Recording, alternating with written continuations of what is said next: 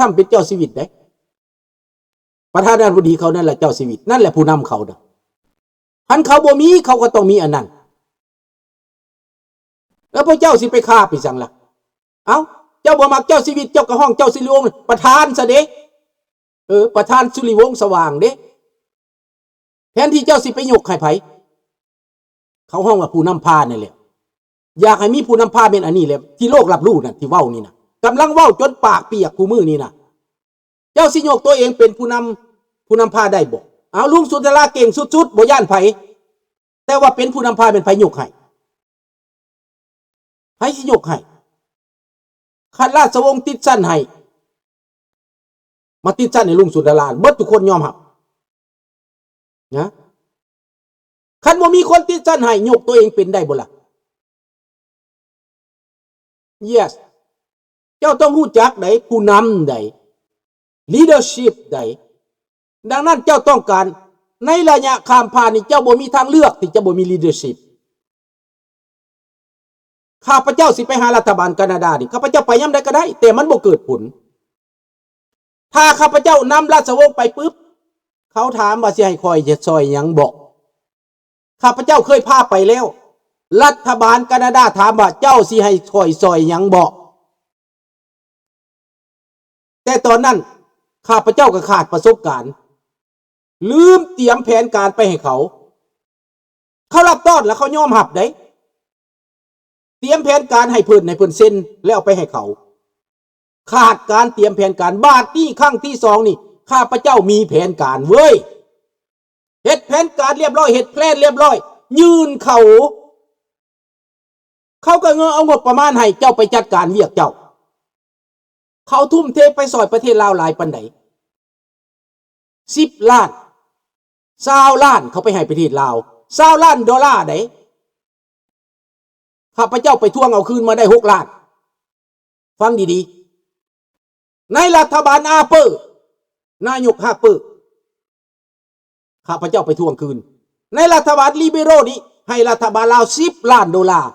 เอาไปเฮ็ดหยังเอาไปพัฒนาการเกษตร10 ล้านเอาเงินใส่ธนาคารให้10 ล้านในธนาคาร Bank Development Asia เอาเงินใส่ให้รัฐบาลโอนเงินเข้าธนาคารให้โอบามาให้90 ล้านนะแล้วข้าพเจ้าเห็นรัฐบาลลาวนี่เอาไปกินกันซื้อรถซื้อล่างเอาไปให้เมียน้อยเอาไปกินเหล้าเมายาข้าพเจ้าเลยว่าไปฟ้องรัฐบาลฮาเปอร์ว่ารัฐบาลลาวบ่มีรีพอร์ตบ่มีรายงานฮาเปอร์ก็ทวงรายงานรัฐบาลลาวบ่สามารถเฮ็ดรีพอร์ตให้เขาได้บ่สามารถรายงานการใช้จ่ายได้เพราะการใช้จ่ายบ่มีหัวมีขาบ่มีตะลอนบ่มีอันยั่งยืนเอาไปกินกันเป็นแถวหมดไปแล้ว4 ล้านปลาย5 ล้านนี่แหละรัฐบาลฮาเปอร์ถอนเงินออกจากธนาคาร6 ล้านกลับคืนมาข้าพเจ้าชนะไปครั้งนั้นนะชนะได้มันแบ่งกันกินนั่นแหละข้าพเจ้าชนะดังนั้นเรื่องงบที่ว่าราชวงศ์จะได้งบประมาณนี่ดํล้าน2 ล้านนี่ข้าพเจ้าว่ามันขี่ปลาทูอันนี้นะฮอด10 ล้านมันก็ยังได้คันเจ้าเฮ็ดปิ่นน่ะอเมริกาก็สิให้แคนาดาก็สิให้ฝรั่งเศสก็สิให้พี่น้องงบประมาณพิเศษของเขาสำหรับประชาธิปไตยเขาก็มีเขาซี่ข้าพเจ้าให้ไปหยังงบประมาณพัฒนาเอเชียไปซิดเซไปลักดี้เขาส่งข้าพเจ้าไปเรื่องบ่อนเงินโดยเฉพาะให้เจ้าไปเอาเงินคอยเซ็นหนังสือให้เจ้าไปนี่พุ่นนะพี่น้องญี่ปุ่นก็สิให้อีกเป็นบ่เคซีดังนั้นพวกท่านอย่าเว้าถ้ามีราชวงศ์นางน้ำมือใดมือนั่นเป็นเงินเป็นคำมือนี้ข้าพเจ้าจิแจ้งให้พวกท่านทราบพวกท่านยังคิดบ่ออกเมื่อใดพระองค์เคลื่อนไหวดีเขาให้เพราะว่าเขาเป็นอย่างเขาจังให้ฟังเด้อเขาเห็นประเทศนั้นยากจนทุกข์ยากลำเข็ญเขาอยากเห็นความเจริญเขาอยากเห็นเจ้าค้าขายง่ายมือแบบถูกต้องเขาอยากเห็นเจ้าหลุดพ้นจากยาเสพติด เขาอยากเห็นเจ้าหลุดพ้นจากการคอร์รัปชันเขาอยากเห็นเจ้ามีผู้นำที่ดีเขาอยากเห็นประชาชนอยู่ดีมีแหงเข้าใจดีได้คนต่างประเทศนะ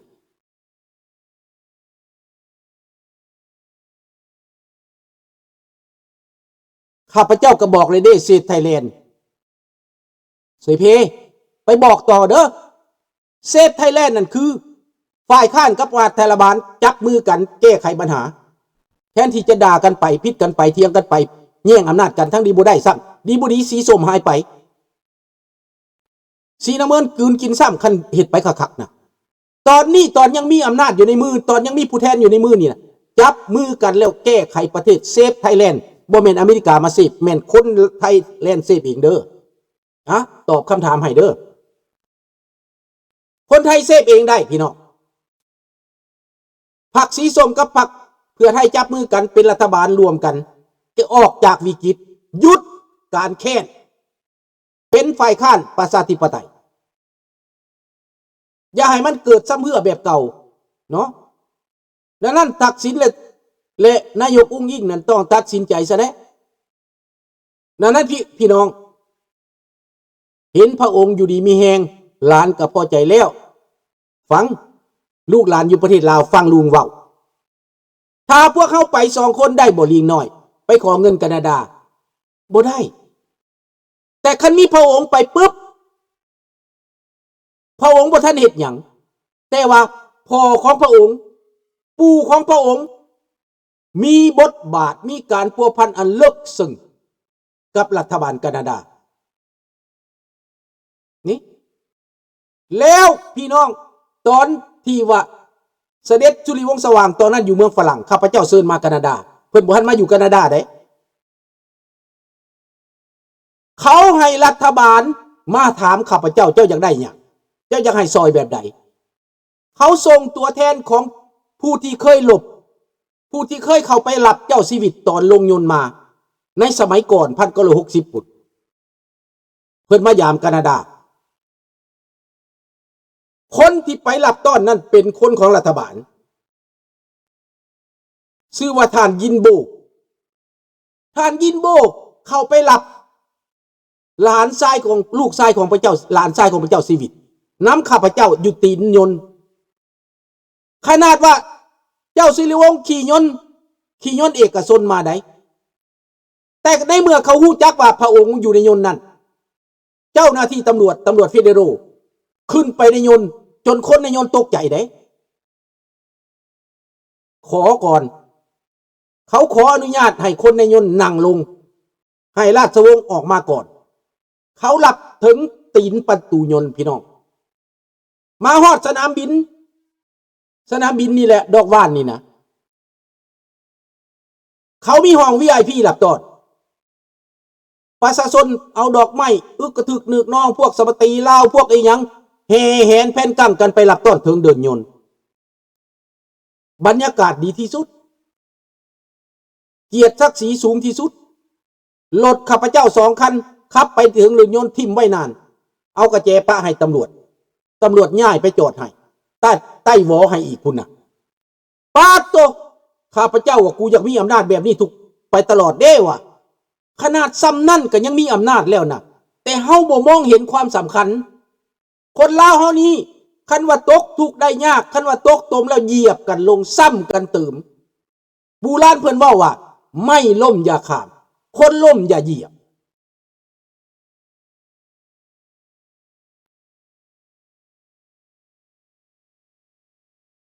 นี่แหละข้าพเจ้าผิดประกายดาวประกาย55ว่าซั่นหอมๆเพิ่นเศร้าเมาเหล้าแล้วบ่มื้อนี้จังเข้ามาฟังหอมๆน้อมนบพ่อลุงพี่บ้าเพิ่นว่าสงสัยเมาเลยติให้ห้องท้องแตกเมานั่นนะเอาละคนบ้าก็ให้ฟังล้างสมองให้สบายดีป๋องดังนั้นพี่น้องเรื่องเงินน่ะมันบ่ได้มีปัญหาถ้าเฮารวมตัวกันเข้าใจกันเขาให้เงินเห็นบ่ล่ะเขาให้เงินเขาช่วยเหลือ แคนาดานี่ได้แน่นอน100%โลดข้าพเจ้าค้ำประกัน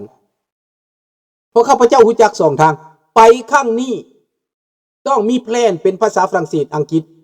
และภาษาลาวยืนภาษาอังกฤษให้เขาหรือยืนภาษาฝรั่งเศสให้เขาก็ได้แต่ยืนภาษาอังกฤษดีกว่าอันเดียวกันคนเขียนบ่อึดเพราะว่าแต่ก่อนนั้นข้าพเจ้าเฮ็ดบ่ได้ย้อนหยังลูกยังน้อยเดี๋ยวนี้ลูกกลายเป็นเอ็กซ์เพิร์ทในเรื่องนี้แล้วบ่ย่านแล้วบ่ย่านจักดีจ้างทนายความเฮ็ดให้ก็ได้ง่ายเดี๋ยวนี้นะแต่กี้ข้าพเจ้าก็บ่ฮู้ดอกบ่ประสบการณ์แต่ก่อนขาดประสบการณ์ไปฮอดบ่อนมันแล้วไปมือเป่าพี่น้องข้าพเจ้าขึ้นไปพบเขาไปพบมือเป่าความโง่ของข้าพเจ้าก็มีคือกันนี่เป็นหยังมันสะพังเนาะเป็นหยังบ่ขึ้นเขาส่งไปบ่อนว่าให้ไปแก้ไขให้ไปเอางบประมาณแต่เฮาไปมือเป่าคิดว่าสิมาเฮ็ดงบประมาณนำหลังมาแล้วพวกมันคัดขวางเฮามันเตะข้าพเจ้าออกเลยเตะข้าพเจ้าให้ห่างไกลจากราชวงศ์แต่คนนั้นตายแล้วแหละเค้กตายแล้วคนนั้นเตะข้าพเจ้าออกหมดข้าพเจ้าแล้วเลยหมดแต่งตั้งผู้ใหม่เขาก็บ่จักทางไปได้ล่ะบ่จักทางไปบ่ฮู้จักคนข้าพเจ้าไปนี่นะไปหาเจ้าเมืองโทรปิ้งไปสุนทราว่าซั่นฮู้จักว่าข้าพเจ้าไปเขาส่งคนมาเตรียมรับต้อนแล้วเจ้าหน้าที่ตำรวจ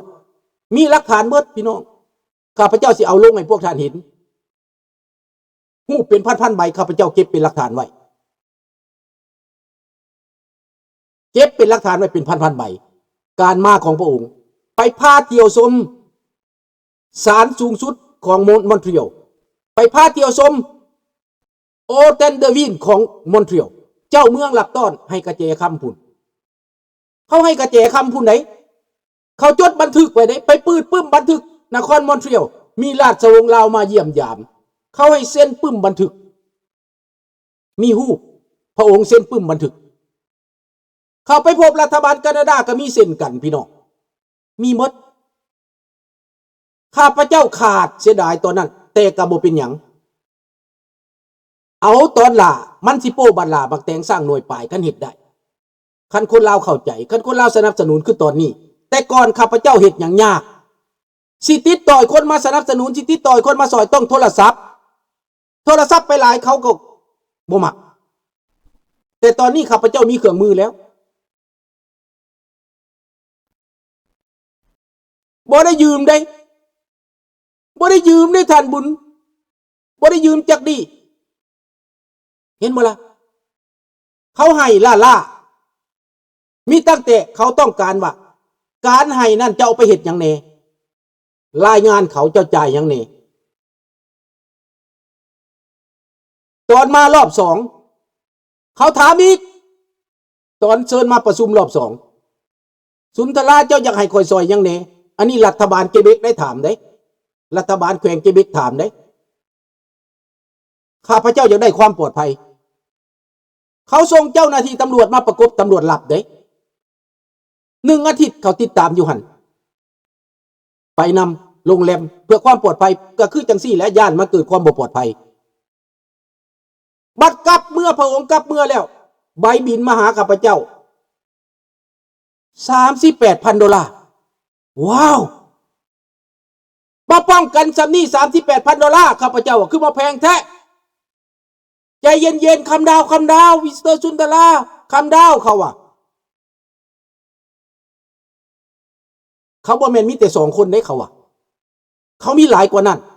เขามีคนตำรวจหลับอยู่ในโรงแรมเขาติดตามเบิ่งบ่อนไปบ่อนมาบ่อนงานเขามีคนหลับของเขาใช้งบประมาณหลับ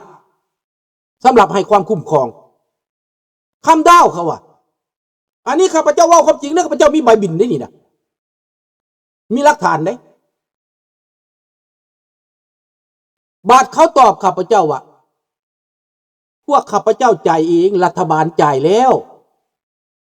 รัฐมนตรีการพัวพันต่างประเทศจ่ายแล้วว่าซั่น thank you merci beaucoup